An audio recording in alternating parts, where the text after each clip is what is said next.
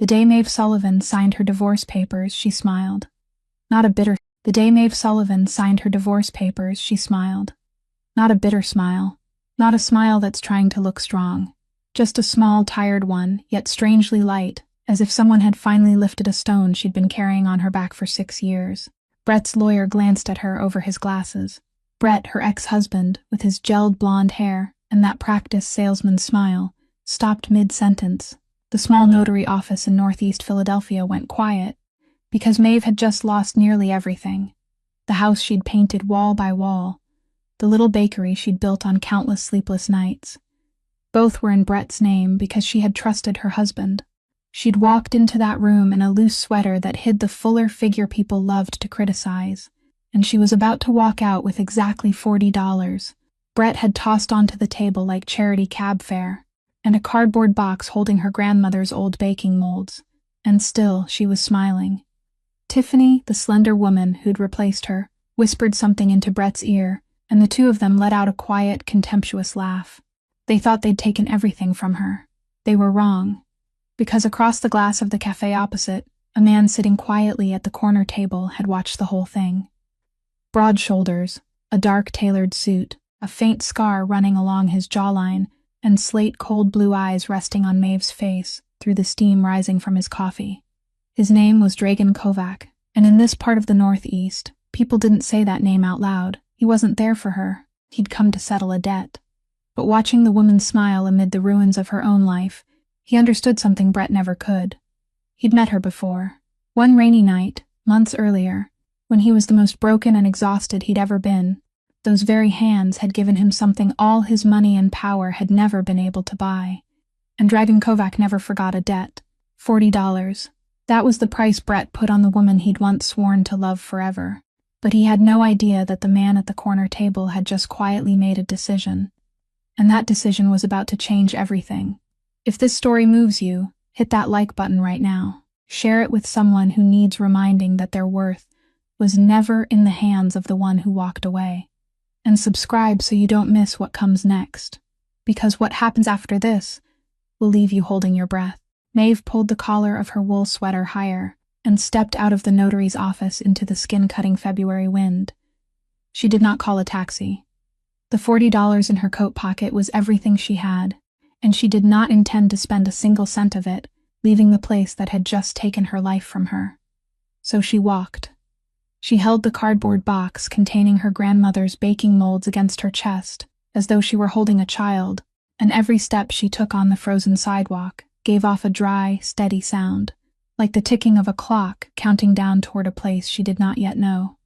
The wind slipped through the gaps in the sweater she still wore to hide her body, the body that for the past 6 years people had taught her to feel ashamed of.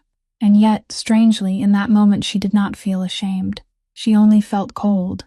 And underneath that cold there was something very quiet, very faint, almost like freedom. The walk back to her grandmother's old neighborhood was more than 2 miles. Maeve walked the whole distance without crying once. She had cried enough in 6 years. By the time she turned onto the narrow street, lined with faded red brick row houses, dusk had begun to settle. The second-floor window of apartment number 17 gave off a warm yellow light, and Maeve knew her grandmother had been waiting. Grandma Cora always waited. She had not even managed to knock before the door opened, and the 70-year-old woman with her silver hair pinned neatly back stood there, her age trembling in the hands she reached out to embrace Maeve, without asking a single question. She did not ask what the court had ruled. She did not ask what Brett had done. She only looked at her granddaughter's face, looked at the cardboard box in her hands, and understood everything. Those wrinkled hands cupped Maeve's face, warm as if they had just been pulled from the oven, and she said softly, her voice hoarse but steady, "Come inside, child. It's too cold out here." Maeve stepped into the small apartment scented with cinnamon and flour, the scent that had followed her from the days when she was tiny, standing on a little stool, and watching her grandmother knead dough. Everything inside was just as she remembered it. The scratched wooden table where she had learned to write her first letters, the old radio on the kitchen shelf that could only catch 2 stations, the faded floral curtains, still washed clean. This was the only place in the world that had never told her to shrink herself, to be quiet, to become less of who she was. Grandma Cora helped her sit down, poured her a cup of hot tea, then sat across from her and let her breathe. There was more love in that silence than in every word of comfort anyone could have spoken. After a long while, Maeve finally stood and carried the cardboard box to the kitchen table. She opened the lid. Inside were the tin baking molds, dented by the years, cutters shaped like stars, hearts and snowflakes, the ones her grandmother had used since before Maeve's mother was even born. This was the only thing Brett had not bothered to take, the only thing he had considered so worthless that he had not cared to fight over it. Maeve lifted each mold out and set it on the wooden table slowly, almost solemnly, as though she were laying down the last remains of the person she had once been. 6 years of devotion had vanished, leaving behind nothing but the faint scent of betrayal. Grandma Cora watched her granddaughter arrange the molds, and in the old woman's eyes there shone something Maeve did not recognize, because her head was bowed. It was not pity. It was a quiet and unshakable faith, the faith of someone who had lived long enough to know that there are things no court and no man can ever confiscate. She reached across the table and placed her trembling hand over Maeve's, right on top of the star-shaped mold, and she said those molds had made thousands of pastries, and they were still very good, still strong enough to make thousands more. Maeve lifted her eyes to her grandmother. She did not know that somewhere else in the city, a man with an unforgettable, piercing gaze had also just remembered those hands, and was quietly searching for a way to step back into her life. 6 years earlier, on an autumn afternoon, 21-year-old Maeve Sullivan stood behind a white-covered table in the lobby of a newly opened model home development in the northern suburbs of Philadelphia, and she wished she could dissolve into the wall behind her. She had been hired to bake for the event, maple leaf-shaped butter cookies and tiny apple tarts arranged like fans on silver trays, and she had made them so beautiful that everyone who passed had to stop. But Maeve was not used to being looked at.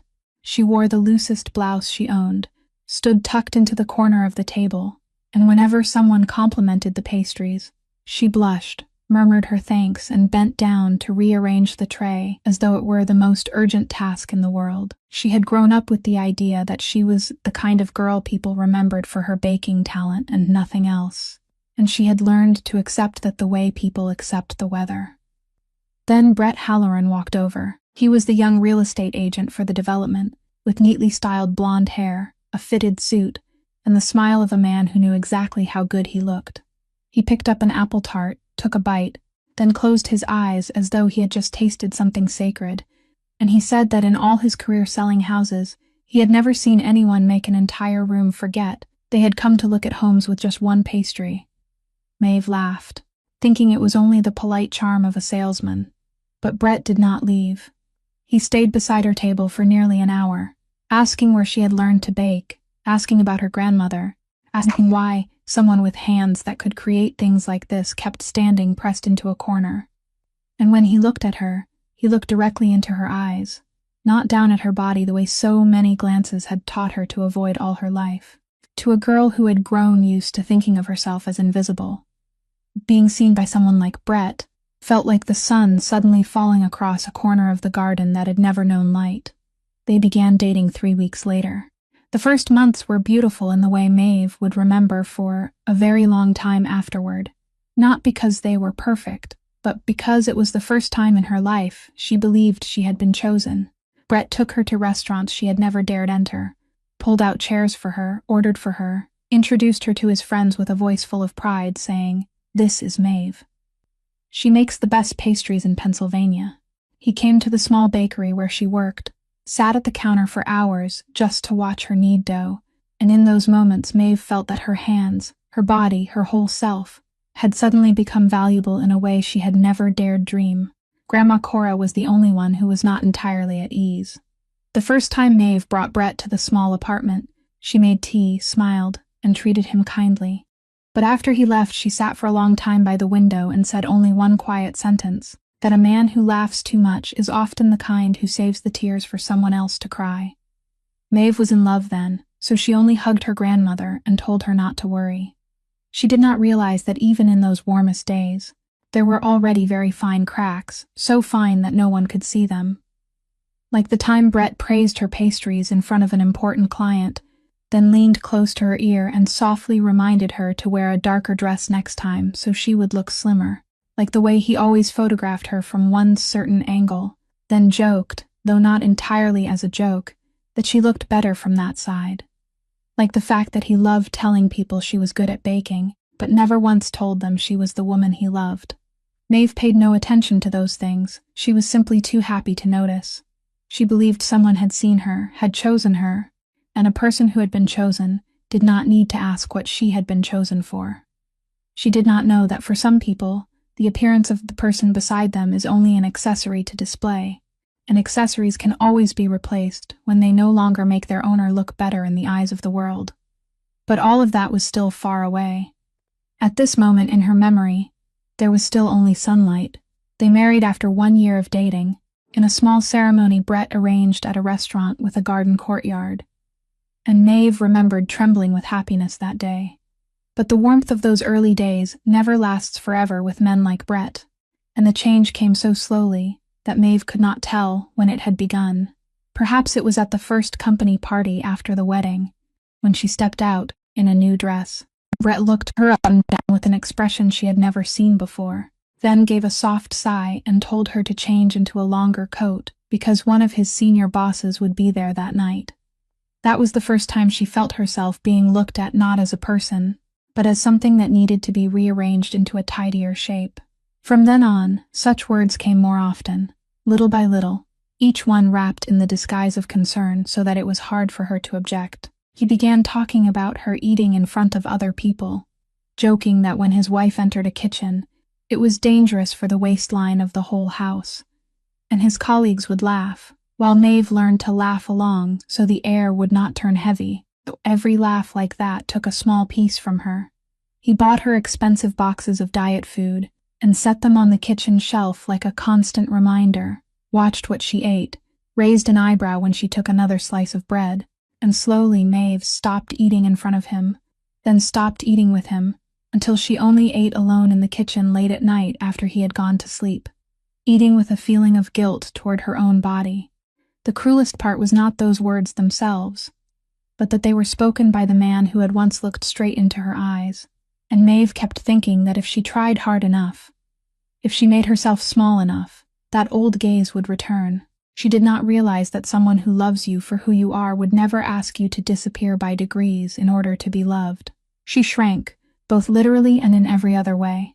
She dressed more modestly, spoke less, stood tucked into the corners of rooms, like the 21-year-old girl she had once been.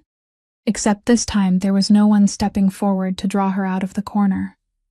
The only thing that kept her from vanishing completely was the kitchen. When Brett suggested using their shared savings to open a small bakery for her, Maeve cried from gratitude, believing that this was his way of making up for everything. She poured all of herself into that bakery, staying awake through hundreds of nights, painting the walls with her own hands, choosing every trace herself, turning it into the only place in the world where she still felt she had value. And it was there, in that moment of deepest trust and gratitude, that she signed the papers Brett placed in front of her without carefully reading a single line. He explained in a sweet voice that putting the assets in his name would be more convenient for tax purposes, that he understood these things, that she only needed to worry about baking and could leave everything else to him. And Maeve, who had been taught all her life that she was not good at big, serious matters, nodded and set her pen to the page. The house they lived in was in Brett's name. The bakery into which she had poured her whole soul was in Brett's name. Their shared savings sat in an account under Brett's name. She had handed away every brick of her life and called it trust, because to her, trusting the person she loved was as natural as breathing.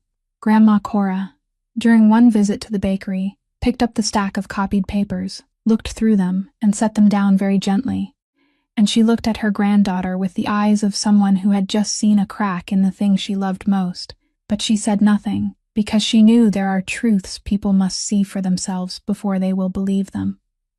Maeve, at the time, was wearing an apron, her hands dusted with flour, smiling brightly as she showed her grandmother the first wedding cake she had been hired to make, and she had no idea that she had just signed herself into the hands of the man who would one day use those very papers to push her out the door with nothing but a pittance.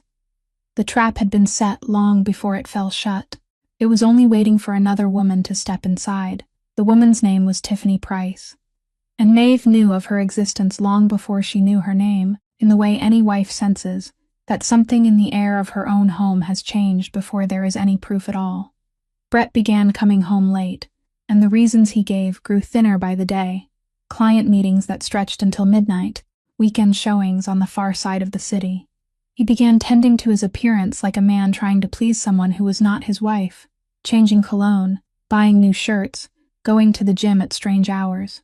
And then there were evenings when he came home with an unfamiliar scent clinging to his collar, a perfume sweet and sharp, nothing like Maeve's, and every time she smelled it, something tightened in her stomach. For a long time, Maeve did what so many wounded people do. She lied to herself. She told herself he was only stressed from work, that the scent probably belonged to a female colleague sitting nearby, that if she did better, became gentler, less troublesome, everything would be all right. She cooked dinners he did not come home to eat, saved his portion, then quietly threw it away the next morning. She sewed him a new apron for his birthday, something he accepted with a careless nod before forgetting it somewhere. But there was something inside Maeve, something very small and very durable that 6 years of erosion had still not managed to kill, and it began to whisper that she did not deserve to live like this. That small spark grew brighter one afternoon when she arrived at the bakery earlier than usual and heard Brett talking on the phone outside the door, unaware that she was there. He was speaking to someone in the loose, relieved voice he had not used with her in a very long time, saying that he was trapped, that marrying her had been the biggest mistake of his life, that she was lazy and insecure and kept clinging to that tiny little bakery, while he needed a wife who could walk beside him as he climbed higher. A woman who made him look better standing next to her, instead of dragging him down. Maeve stood frozen behind the door, both hands still holding the tray of dough she had just kneaded, and in that moment she understood that the story of her had been rewritten long ago, not by truth, but by a man who needed a reason to leave, while still making himself look like the victim. She was the one who woke at 4 o'clock every morning to open the bakery. She was the one who made everything by hand while he only stopped by to take pictures for social media. And yet in his story she had become the lazy one pulling him down. The strange thing was that Maeve did not cry. She set the tray of dough down on the table, very gently, then straightened her back in a way she had not done in years. For the first time she saw clearly, not through the fog of love or fear, that the problem had never been her body, or the way she ate, or whether she was trim enough to stand beside him. The problem was him. The problem had always been him, and once she had seen that, there was no way to look back the way she had before. That night, she did not ask him about Tiffany, did not scream, did not throw anything. She only watched him eat the dinner she had cooked, listened to him tell the lies that had become too familiar, and inside her, something was quietly closing, a door she knew would never open for him again. She did not yet know what she would do. She did not yet know that every asset carried his name, that the road ahead would be crueler than she could imagine. But for the first time in a very long while, somewhere deep beneath the pain, Maeve Sullivan felt something return to her. Something Brett had spent 6 years trying to take without ever knowing it had never belonged to him. It was the feeling that she was still here, still whole, and worthy of more than this. The distance between the day, Maeve saw Brett clearly, and the day she lost everything was much shorter than she had imagined, because it turned out he had been preparing for this day for a long time, ever since that very afternoon when she wore a flour-dusted apron and signed the papers he had handed her without bothering to read them. When Brett's lawyer spread everything out on the table, Maeve finally understood the full size of the trap she had willingly walked into with all her trust.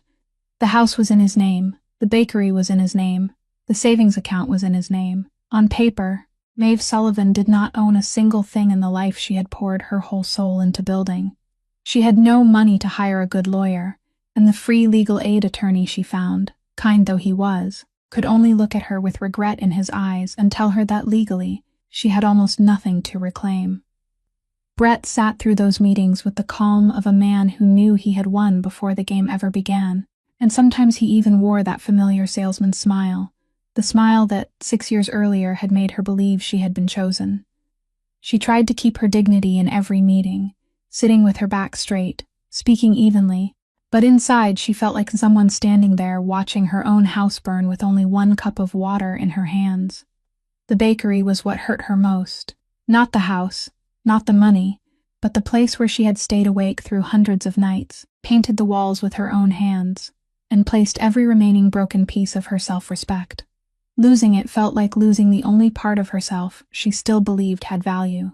And when everything was over, when the last papers had been signed, and she stepped out of the notary's office into the February wind with the cardboard box in her arms, Maeve managed to keep smiling until no one could see her anymore. But that night, in her grandmother's small apartment scented with cinnamon, looking at the old tin molds scattered across the wooden table, Maeve finally allowed herself to collapse. She had been strong all day, all month, all 6 years, and now that strength drained out of her, like water pulling back from sand. She sat down in the wooden chair, where she had learned to write her first letters, bowed her head into the 2 hands that had made thousands of pastries, and for the first time since everything had begun, she cried, not the restrained crying of someone afraid to trouble anyone, but the crying of a person who had touched the very bottom and had nothing left to lose. She cried for the 21-year-old girl who had believed that being seen meant being loved. She wept for the years spent fading away into corners, and for the hollow trust she had handed to a man who saw her only as an accessory. Grandma Cora did not say a word. She only pulled a chair closer, sat down beside her granddaughter, and placed her wrinkled, trembling hand over Maeve's. She did not tell her to stop crying. She did not say everything would be all right, because she had lived long enough to know that words like that are sometimes only the way people hurry to put out another person's pain because they cannot bear to witness it. She simply sat there, holding her granddaughter's hand, letting Maeve cry the whole of her grief in a room where she did not have to apologize for existing.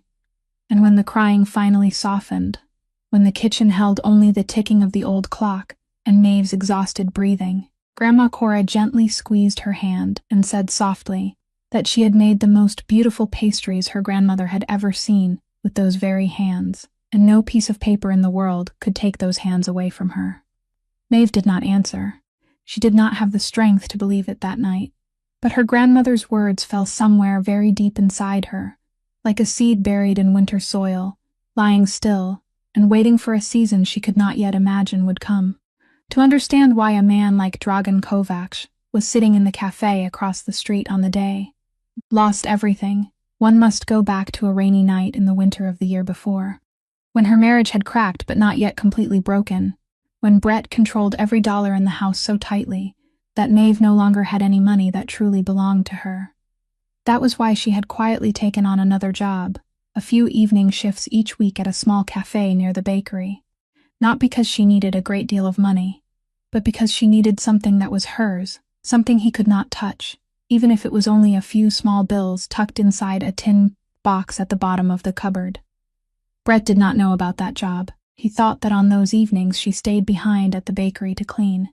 And in that small cafe, nearly empty during the late hours, for the first time in a long while, Maeve was allowed to be a person no one looked at with judgment, just a woman standing behind the counter, making coffee, wiping tables, and sometimes baking a few pastries for the last customers of the night. That night the rain was heavy, the kind of December rain that struck the glass in hard waves, and the cafe was almost empty. Maeve had been about to lock the door early when the bell rang, and a man stepped inside, soaked from head to toe, rainwater dripping into a puddle beneath his feet. He was tall, broad-shouldered, wearing an expensive dark suit that was now drenched, with a faint scar running along the line of his jaw. But what Maeve remembered most was not his appearance. It was his eyes, deep blue like slate, carrying a grief she recognized at once, because it was the kind of pain no one could pretend to have, the kind of pain belonging to a person who had just lost someone and did not yet know where to put it. He sat down at the table in the farthest corner, ordered a cup of black coffee, and then only sat there looking out at the rain, not touching the coffee, as though he had forgotten why he had ordered it at all. Maeve did not ask him anything. She had lived long enough inside loneliness to know that there are moments when the last thing a person wants is to be asked whether they are all right. Instead, she turned toward the kitchen, and almost by instinct, she began making an apple pie from her grandmother's recipe, the one she knew by heart so deeply that her hands knew what to do without her mind needing to think.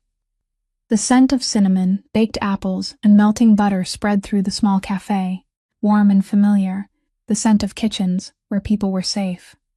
When the pie came out of the oven, she placed a slice on a plate and carried it to the stranger's table, setting it in front of him with a fork, and when he looked up and reached for his wallet, Maeve only shook her head softly. She told him, in the gentle voice of someone who understood more than her years should have taught her, that there are nights when people need something warm more than something expensive, and this was on her. The man looked at her for a long time, and in that moment something in his slate-blue eyes softened, like a sheet of ice cracking in one very quiet line. He picked up the fork and ate the pie in silence, slowly, and Maeve returned to the counter to leave him alone with it. She did not know who he was. She did not know that the drenched man eating her grandmother's apple pie in the middle of a rainy night was someone all of Northeast Philadelphia lowered their voices to name. She only saw a human being in pain, and she did the only thing she had always known how to do when standing before pain. She offered a little warmth without asking for anything in return. When he rose to leave, he paused for a moment by the door, turned back to look at her as though he wanted to say something, but in the end he only gave a small nod and stepped out into the rain.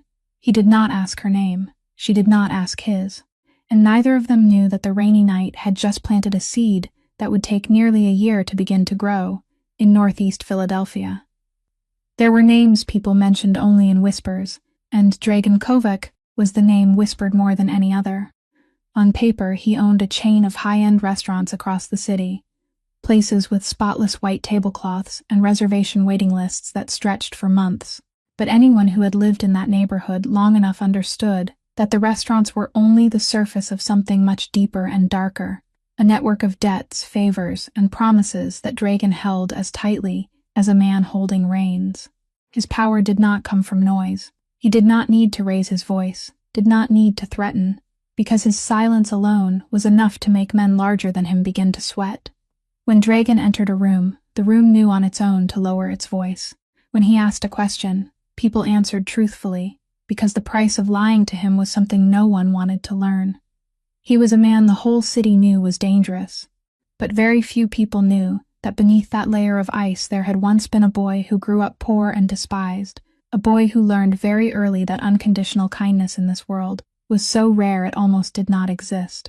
That was why the rainy night from the year before never left his mind. The night he had just buried the only person in the world who had treated him kindly in childhood. The night he drove aimlessly through the rain with a hole in his chest that all his money and power could not fill. A woman he had never met baked him a pie and refused his money, and said to him a sentence he had remembered word for nearly a year. In an entire life built from transactions, where everything had a price, and every kindness came with a trap attached. It was the only time someone had given him something without wanting anything back. He had returned to that cafe a few weeks later to find her, but they told him the girl who worked the evening shift had quit. He did not have her name, had no way to find her, and a man like Dragan was not used to that feeling of helplessness. Then came the day he went to that neighborhood to settle the purchase of a restaurant that owed him money, sat in the cafe across from a notary's office to wait, and through the glass door, he saw her. He recognized her at once, not by her face, but by something in the way she carried herself, the way she stood upright in the middle of the wreckage of her own life and smiled. And when he understood that the woman who had given him warmth on the darkest night of his life was being thrown $40 by some ordinary little man, and pushed out the door, something very cold and very still formed inside him. That night, in his high-floor office overlooking the whole city glittering with lights, Dragan called the only man he trusted, his right hand named Nico, a quiet man who had been beside him for nearly 20 years. He did not say much. He only told Nico to find everything about a woman named Maeve Sullivan, who had finalized her divorce at the notary's office on that street that morning, her name appearing in the case records. He wanted to know who she was, where she was, and what she had left. Nico, who was used to never asking why, only nodded. But there was something in Dragan's voice that surprised even Nico, a very faint softening he had not heard in nearly 20 years. When he hung up, Dragan stood by the window for a long time, looking down at the city where every name owed him something. This time, it was the opposite. This time, he was the one carrying a debt. And Dragan Kovac had never, not once in his life, left debt unpaid. 3 days after the evening, Maeve collapsed in her grandmother's kitchen. A man knocked on the door of apartment number 17. He was older, perhaps in his 40s, wearing a simple dark coat, and he had the calm bearing of someone who had never hurried in his life. He introduced himself as Nico and asked permission to speak with her for a few minutes. Maeve, who had learned to be wary of unexpected things, stood blocking the doorway and asked what he wanted. Nico did not step inside. He only stood there, his hands folded comfortably in front of him, and said that he represented someone who wished to offer her a proposal, a business opportunity, nothing more and nothing less. He said there was a commercial kitchen sitting empty in a building owned by his client, fully equipped, with industrial ovens, everything a baker would need, and that his client was willing to rent it to her for a price that was almost symbolic, so she could begin her work again. For a moment, Maeve's heart beat faster at the possibility, because it was exactly what she needed and exactly what she could never reach on her own. But then caution returned, stronger than before. She asked who his client was. Nico was silent for a moment, then spoke the name Dragan Kovac. Maeve felt the blood in her body turn cold. Even she, a woman who only knew baking and had never had anything to do with the world of whispered names, had heard that name. She had heard it in stories people told, half joking and half serious, in the way voices lowered when passing certain restaurants, and for one moment she could not understand why a man like that would know she existed, a baker who had just lost everything and had nothing left for anyone to notice. Fear rose inside her, and with it came a sharp suspicion. She had just escaped a man who had used her trust to take everything from her, and now a man far more dangerous was offering her something so good it could not be real. Maeve had lived long enough to know that things too good to be real usually were not real, that every gift carried a hidden price somewhere, and she did not want to know what price a man like Dragan Kovac would demand. She stepped back half a pace, tightened her grip on the door, and told Nico, in a voice she tried to keep steady though she was shaking inside, that she was very grateful, but she could not accept. She said she did not understand why his client cared about her, and the fact that she did not understand it was exactly why she could not accept. She said she had just lost everything because she had trusted the wrong person, and she did not have the strength to risk it one more time, especially with a man the whole city feared. Nico did not look surprised, nor did he try to persuade her. He only nodded slowly, as though her reaction was something he had expected, and perhaps something he privately respected. Before turning away, he took a simple business card from his coat pocket, with only one line of numbers on it, no name, no title, and placed it on the small windowsill beside the door. He said, in the same deep and steady voice he had used from the beginning, that his client was not the kind of man who forced anyone to do something they did not want to do, that this offer had no time limit and no conditions attached, and that if one day she changed her mind, she could call. Then he added a sentence that made Maeve go still, a sentence he spoke softly, almost to himself, that sometimes a person repays a kindness not because they want anything from us, but only because they have never forgotten what we did for them. He explained nothing more. He only gave a slight bow and went down the stairs, leaving Maeve standing in the doorway with her heart pounding and the white business card lying still on the windowsill, a question she had no answer for, and a name she could not push out of her mind for the rest of that night. The white business card lay on the windowsill for nearly 2 weeks, and during those nearly 2 weeks, Maeve did not call, but she did not throw it away either. She looked for work, knocking on the doors of bakery after bakery, but at her age, with no capital and no letter of recommendation, because her old bakery now belonged to Brett, people only offered her wages enough to survive, not enough to live. Every evening she returned to the small apartment with aching feet and something inside her worn down a little more. Then one night, after a day of being turned away at the 5th place in a row, Maeve sat alone in her grandmother's dark kitchen, without turning on the light, with only the street lamp spilling in through the faded floral curtain. Her grandmother's baking molds still lay there on the wooden table, where she had placed them the night she lost everything, and she looked at them in the darkness with a feeling she had never allowed herself to feel before. It was not the pain of loss, because she had already cried that pain dry. This was something worse, quieter, and far more dangerous. It was the feeling of surrender.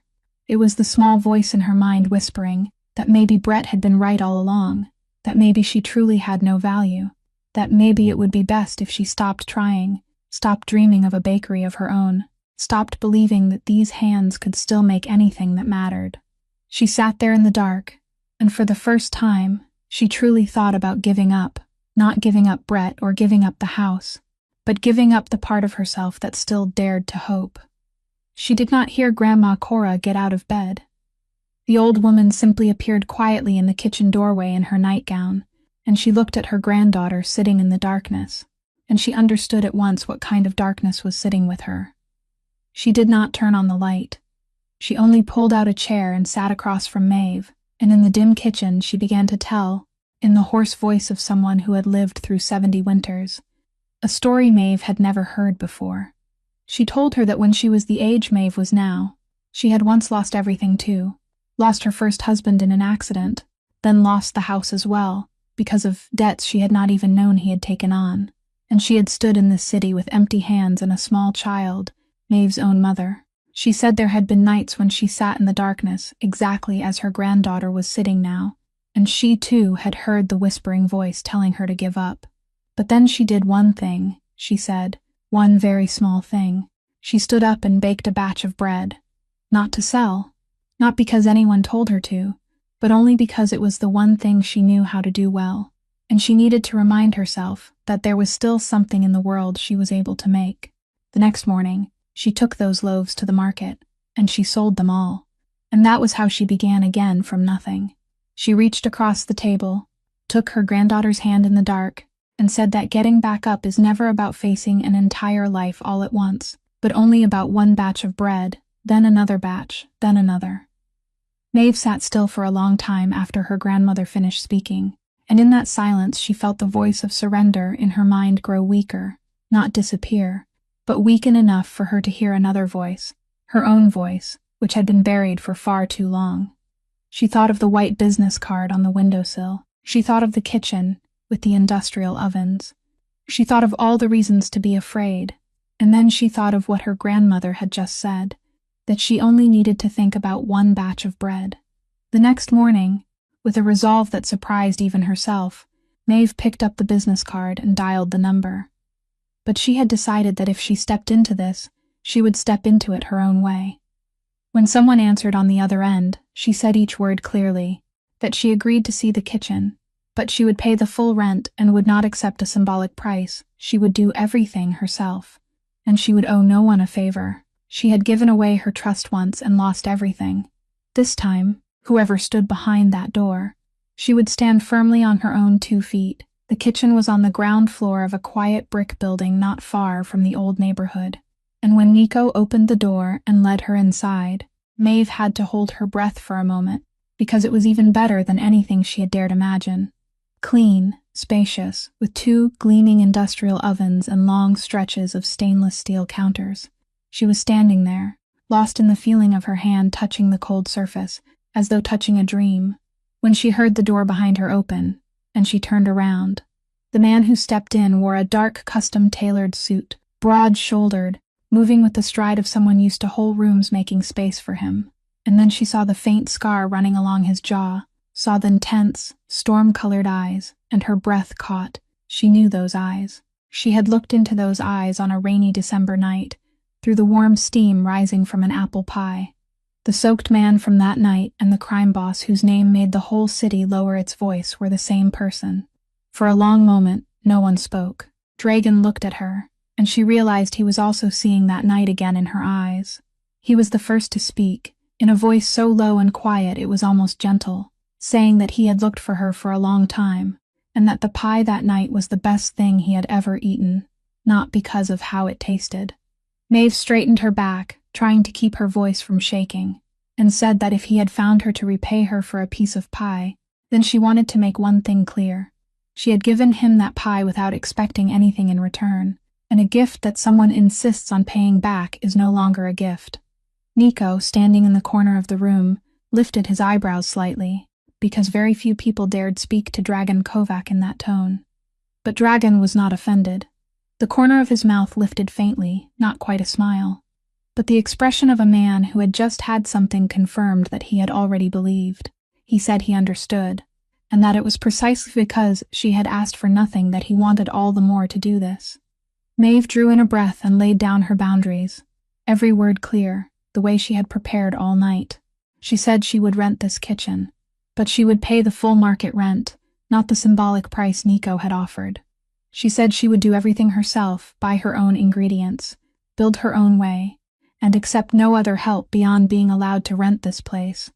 And she said, looking straight into his slate-colored eyes without looking away, that she had just escaped a life where she had owed a man for every single thing she had, and she would rather have nothing than live that way again. She said she needed this to be hers, entirely hers, or she would walk out that door right now. The room fell silent. Nico glanced at his boss, waiting for the response he had seen Dragon give to men who dared set conditions before him, a coldness that made people regret their courage. But it did not come. Instead, Dragon looked at the woman standing with her back straight, and chin held high in the middle of the kitchen, demanding the right to pay the price of her own life herself. And in his eyes there was something very strange, something close to respect, and beneath it something else that even he would have struggled to name. Because he recognized that this woman still had something he had lost a very long time ago, somewhere along the road that had turned a poor boy into the man an entire city feared. She still had her cleanness. She could still give without calculation, could still refuse the things she needed in order to keep her self-respect, could still be human in the way he had stopped being human long ago. He nodded slowly, and he said, "All right. You'll pay the full rent. You'll do everything yourself, and no one in this building will owe anyone anything." Then, before turning away, he added softly that it had been a very long time since he had met someone who was not afraid of him, and that it was a change he found pleasant. Maeve named her bakery Cora's, and she painted the words herself onto the wooden sign hanging above the door, so her grandmother could see her own name every morning when she passed by. The first weeks were the hardest she had ever endured. She woke at 3:30 in the morning, while the whole neighborhood was still sunk in darkness, walked to the kitchen through the skin cutting cold, and began kneading dough while everyone else was still asleep. She worked alone, hired no one, because she had promised herself she would build every brick of it with her own hands. Her hands, long used to flour and ovens, now cracked in a new way, the skin drying and splitting at the knuckles from the cold, and from hours spent in water, in dough, pressed against the hot sides of the oven. Every night she rubbed ointment into those cracks and wrapped them in bandages, and the next morning she unwrapped them and began again. But something strange happened in those exhausted days. For the first time in 6 years, every callus on her hands belonged to her. Every drop of sweat was for something that carried her name, and that weariness did not wear her down the way the weariness of her old marriage had. Instead, it built her back up, little by little. The first customers came out of curiosity, a small new bakery with a simple name and a woman behind the counter who bowed her head and thanked people too many times. They bought an apple tart or a loaf of cinnamon bread, and then they left. But then they came back. That was what Maeve noticed first. They came back. The older woman who bought butter cookies on Monday morning returned on Wednesday morning, this time buying twice as many to take to her neighbors. The young man who rushed in and grabbed a croissant on his way to work began stopping a little longer each morning, and one day he told her that her pastry was the only kind thing in his entire long day. Word spread in the slow, certain way only real things can spread, not through advertisements or shining images, but through people who had eaten one pastry and told someone else about it. People began talking not only about the taste, but about the woman who made it, about the woman who always remembered the names of her regulars, the woman who always set aside one pastry at the end of the day, for the homeless old man sitting on the corner, and never made a show of it. The story of her kindness traveled alongside the taste of her baking, and the two became so closely woven that they could no longer be pulled apart. On the first morning, when a line of people was waiting outside before she had even opened the door, Maeve stood still behind the glass for a long while, her hands still dusted with flour, and something rose in her throat. It was not pride, not exactly. She was not used to pride. It was something else, quieter and deeper, the feeling of someone who, after many years, had finally seen herself in a mirror and had not turned away. Grandma Cora came to the bakery on afternoons when her health allowed, sitting in the chair by the window, and she watched her granddaughter move behind the counter with a skill and confidence she had not seen in her for many years. One afternoon, after the shop had grown quiet, Maeve brought her a warm apple pie fresh from the oven, made from her own recipe, and the two of them sat together eating in the slanting sunlight. Grandma Cora took a bite, closed her eyes, then said softly that it was even better than the pies she used to make, and Maeve burst into laughter, real laughter, full and round, the kind of laughter she had lost so long ago that she had almost forgotten it had ever belonged to her. She did not notice that sometimes, in the late afternoons, a dark-colored car parked quietly across the street, and a man sat inside, looking for a while at the glowing window of Cora's before driving away, never stepping inside, never disturbing her, only silently watching the clean thing he had helped preserve, and perhaps, through it, catching a glimpse of the person he himself had once been. Maeve knew Dragon stopped by now and then, not to check on her, but to look over the building he owned, yet he always kept his distance, always polite and remote, like a door left only half open, until one late afternoon, when she stayed behind in the kitchen cleaning after closing, she passed through the small courtyard behind the building and accidentally saw a scene that stopped her in her tracks. There, in the dimming light, Dragon was standing beside an old man, the building's doorman whom Maeve greeted every morning, a thin man with trembling hands and a walk slowed by age. The old man was crying, and Dragon, the man whose name made the whole city lower its voice, was standing there listening, not impatient, not condescending, but with a gentle patience Maeve had never imagined he could possess. She heard just enough to understand that the old man's wife was in the hospital, and the family could not manage the medical bills, and she saw Dragon place a hand on the old man's shoulder, say something very quietly, then take out his phone and make a brief call, arranging everything in only a few sentences, without spectacle, without forcing the old man to thank him too many times. When the old man tried to take his hand in gratitude, Dragon gently withdrew it and said this was not a favor, that a man who had worked honestly his whole life should not have to beg anyone to save the person he loved. Maeve stood still in the dark, and she felt something in the way she saw this man shift. She had grown used to thinking of him as a dangerous force to be guarded against, and perhaps he truly was that in other rooms, with other people. But this was also part of him, the part that quietly paid debts no one knew about, the part that still remembered what it meant to be abandoned, and therefore could not bear to stand by while someone else was abandoned. When Dragon turned and saw her standing there, he did not seem embarrassed at being caught, but something passed across his face for an instant, as though she had just seen something very few people were allowed to see. They stood together in the dark courtyard, and for the first time, the two of them spoke not as owner and tenant, but as two human beings. Maeve said she had not expected him to do that for the old man. Dragon was silent for a while, then said, not looking at her but into the darkness ahead, that when he was a child, there had been a time when his family needed help, and not one person in the whole neighborhood had reached out a hand, and he had learned that the worst pain was not being without, but feeling invisible in everyone's eyes. He said he had spent his whole life making sure he would never be invisible again, but along the way he had lost many things, and then he stopped, leaving the rest of the sentence to dissolve into the dark. Maeve did not press him. She understood better than anyone the feeling of being seen through without needing words, and she respected other people's silences the way she wished others would respect hers. She only said softly that she too had felt invisible for a very long time, and that what had helped her begin to see herself again was not money or safety, but one small act, making something with her own hands and seeing it bring someone a little joy.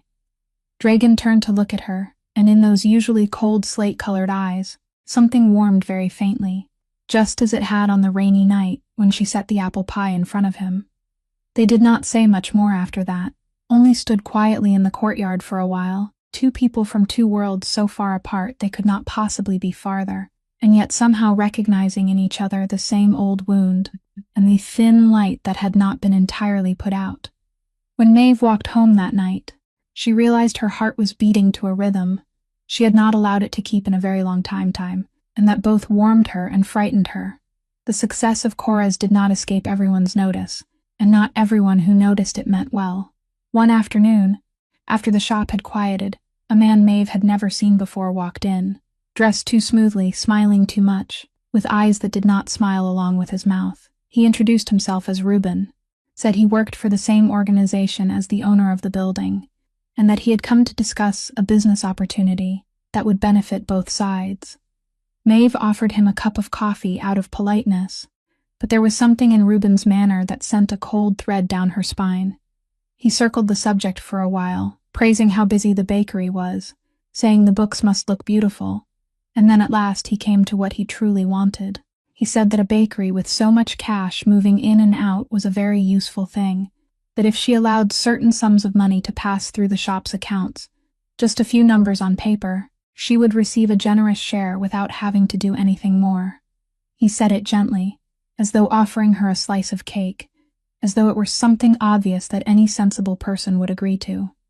Maeve understood at once what he was offering. She might not know the world of whispered names well, but she was not naive, and she knew that the clean little bakery she had built with sweat and the blood from the cracks in her hands was being invited to become a screen for dirty money. Her heart pounded hard, but her voice did not tremble when she set the coffee cup down and told Reuben she was sorry, but her answer was no. She said this bakery was hers. Every dollar that passed through it was clean, and she would rather close the doors than let it become anything else. Reuben's smile went out, and the false friendliness dropped from him like a mask slipping off a face. He rose, stepped closer to the counter, lowered his voice into a soft, smooth sound more frightening than shouting, and said she should think carefully, that a woman alone with a small bakery in this neighborhood ought to understand that refusing good friends could sometimes be a very unwise decision. He left the sentence hanging in the air with the full weight of what it implied, and Maeve felt the old fear, the fear from the years when another man had backed her into corners, rise in her throat. But she did not step back. She stood straight behind the counter, both hands resting on the wood, and looked him directly in the eyes. At that most constrained moment, when the air in the bakery had grown thick enough to cut, the bell over the door rang softly. Dragon stepped in. He did not hurry, did not raise his voice, only entered with his usual calm stride. But the instant Reuben realized who had arrived, his entire body changed, his shoulders drawing in, his face going pale. Dragon's eyes moved over the scene before him, over Maeve standing straight behind the counter, over Reuben standing too close to her, and he understood everything in a single glance. He did not need to ask what had happened. He only walked forward, placing himself between Reuben and the pastry counter with unhurried ease, and when he spoke, his voice was so quiet, Maeve had to strain to hear it, but every word was cold as steel. He told Reuben that this bakery, this woman, and everything belonging to this place were beyond limits, forever, and that if Reuben, or anyone carrying the organization's name, ever came near it again with an offer like the one he had just made, that person would answer directly to him. He did not add any specific threat. He did not need to. The way Reuben swallowed and stammered an apology showed that he understood very clearly what lay beneath that silence. Dragon only tilted his head toward the door, a small gesture, and Reuben almost ran out of the bakery, not daring to look back. When the door closed behind him, the tension drained from the room like steam, and Maeve realized that her hands were shaking. Dragon turned to her, and this time there was no coldness in his slate-colored eyes, only a quiet concern as he asked whether she was all right. Maeve nodded, and then she said something that surprised even herself. She had not been afraid he would force her to do it, because if he were the kind of man Reuben was, he would have done it long ago. Dragon looked at her for a long time, then said softly that she was one of the very few things in the world he wanted to keep clean, and that he would never be the one to stain it. While Cora's grew busier with each passing day, somewhere else in the city, the life Brett Halloran had traded everything to obtain was beginning to crack in exactly the way he had once made Maeve's life crack. Slowly at first, then all at once. Tiffany Price turned out to be far more expensive than Brett had imagined when he was still intoxicated by the image of her. She liked restaurants that appeared in magazines, vacations in places that photographed well, and brand-name things people could recognize from far away. And Brett, trying to keep her beside him and preserve the successful image he had spent his whole life chasing, began spending far beyond what he earned. He borrowed money to buy the car Tiffany wanted to be seen sitting in. He borrowed more to pour into a real estate deal he was certain would lift him into a higher class, a project he had bragged about to everyone before it had even taken shape. But Brett was better at selling other people's houses than managing his own money, and the deal collapsed, dragging with it the stacked debts he now had no income to repay. The house he had once taken from Maeve had to be sold to cover debt. The car was repossessed, and Tiffany, who had never promised to stay when there was nothing left to enjoy, left as lightly as she had arrived, leaving Brett in a cramped, rented apartment with collection letters and a mirror he had begun to avoid looking into. It turned out that the polished image he had sacrificed everything to build was just as fragile as anything built on appearances instead of a real foundation. In desperation, Brett did what brokers do when they are sinking to the bottom. He accepted every contract he could get, choosing nothing carefully, refusing nothing that might bring in a commission. And it was that very desperation that led him, without his knowing it, into the exact world he should have avoided. A company wanted to hire him to find locations for the expansion of a chain of high-end restaurants. A lucrative contract Brett seized like a drowning man reaching for a float, and only when he had already sat down at the first meeting did he slowly begin to understand who he was working for. The name Dragan Kovac did not appear on any paperwork, but it was present everywhere, in the way the representatives spoke, in their caution, in the invisible power that settled over every meeting. Brett, who had always considered himself clever, a man who knew how to read a situation, felt for the first time in his life that he was standing in a room where he controlled nothing at all. Then, through casual conversations on the edges of meetings, he heard people mention a small bakery becoming famous all across northeast Philadelphia. A place called Cora's that even people in Dragan's circle spoke of with a strange respect. He heard them say the owner was a woman whose baking was so good that customers crossed half the city to buy from her, a woman whom the boss himself seemed to protect in some special way. When someone happened to mention that woman's name, Maeve Sullivan, Brett felt as though the ground beneath his feet had tilted. For a moment, he thought he had misheard. The woman he had thrown a miserable cab fare at before pushing her out the door, the woman he had rewritten into a lazy, useless burden who dragged him down, was now the owner of a bakery the whole city was naming. And somehow she stood under the protection of the most powerful man in the district. Brett sat in his cramped rented apartment that night, looking out the window at the city glittering with lights, where everything he had once owned had slipped through his fingers, and for the first time, a very unpleasant thought crept into his mind, the thought that perhaps he had thrown away the only thing of real value he had ever held, and that it was far too late to take it back. Brett came on a late afternoon, near closing time, perhaps because he was clear-headed enough not to want anyone else to see him in this state. Maeve was wiping down the counter when the bell over the door rang, and when she looked up and saw him standing there, she did not startle, did not drop the cloth, did not feel her heart clench the way she had once imagined it would if she ever saw him again.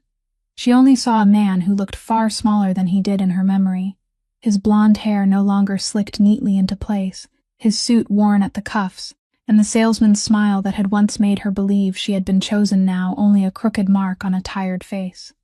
Brett began to speak, hesitant, awkward in the way of a man unused to asking for anything. He said he had been wrong. He said he had realized her worth too late.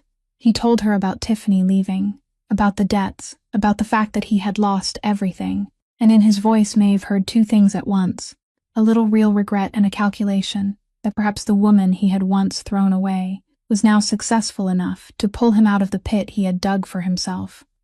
He said maybe they could start over, that he still cared about her, that what they once had could not have disappeared completely. Maeve let him finish.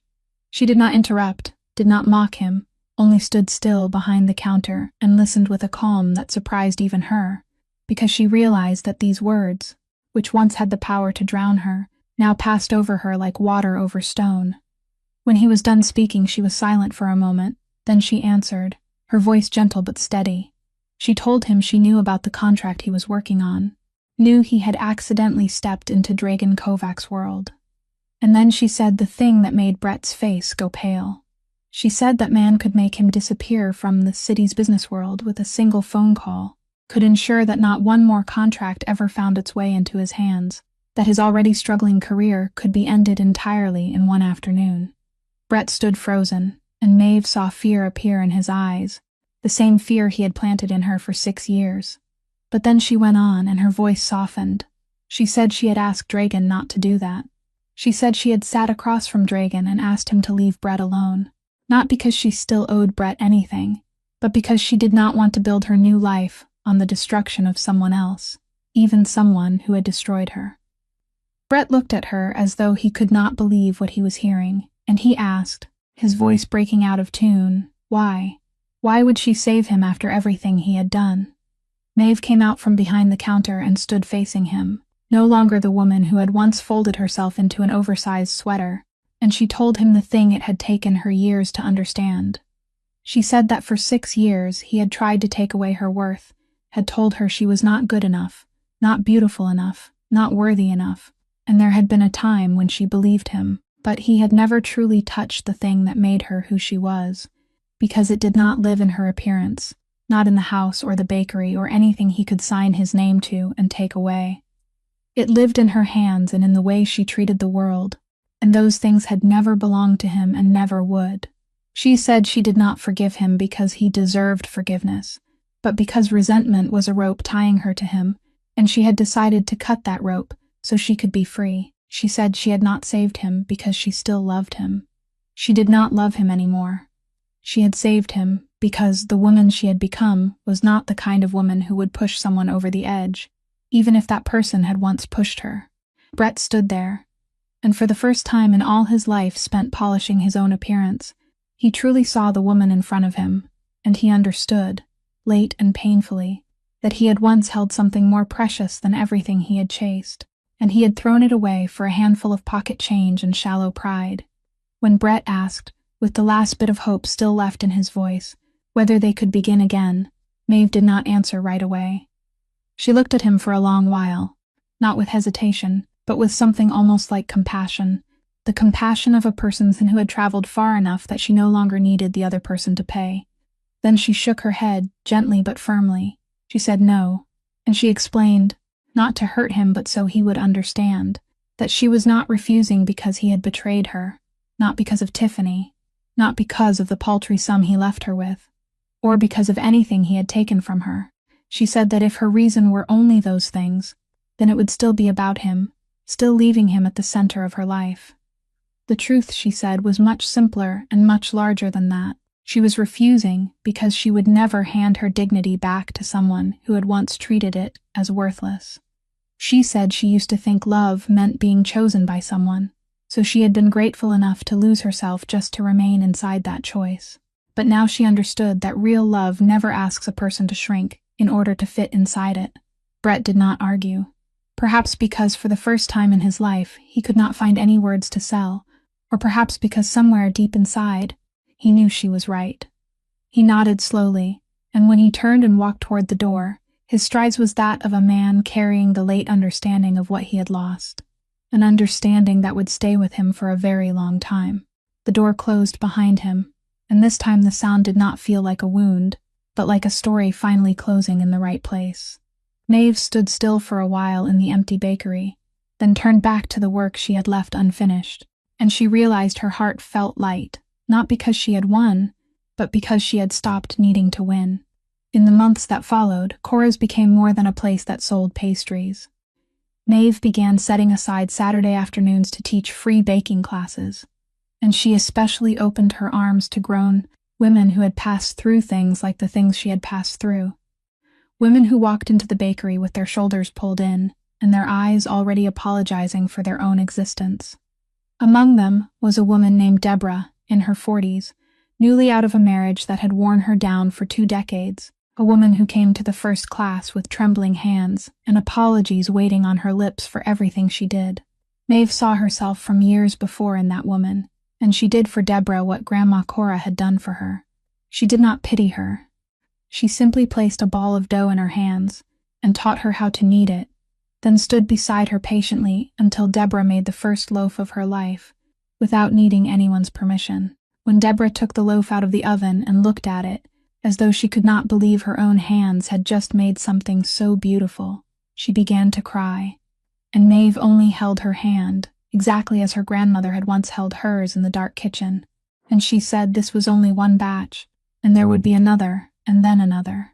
Self-respect, Maeve had learned, was not something that could be given to anyone with words, but only something slowly kindled through the act of making something with one's own hands and realizing one had value. And Dragon. He was still there, at the edge of her new life, closer than before, but never in a hurry. They began talking more in the late afternoons, sometimes only a few words, sometimes longer, two people carrying different wounds and recognizing in each other a rare understanding. There was no confession of love, no hurried promise. There was only something growing slowly and equally between them, built not on the rescue of the weak by the strong, but on respect between two people who had both risen to their own feet. Maeve no longer needed anyone to come save her. She had already saved herself. And perhaps that was exactly why, this time, she could let someone else come close. Nearly 1 year after the day, Maeve signed the divorce papers and walked out with $40 in her pocket. Heavy rain fell once more over northeast Philadelphia. The kind of rain that struck the glass in waves just like that December night.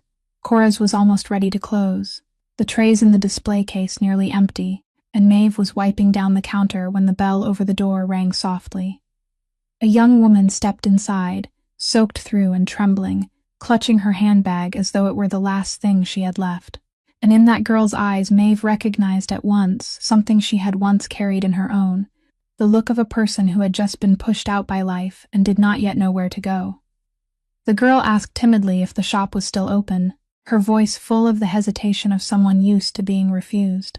Maeve did not look at the clock. She only smiled and told the girl to sit down and warm herself.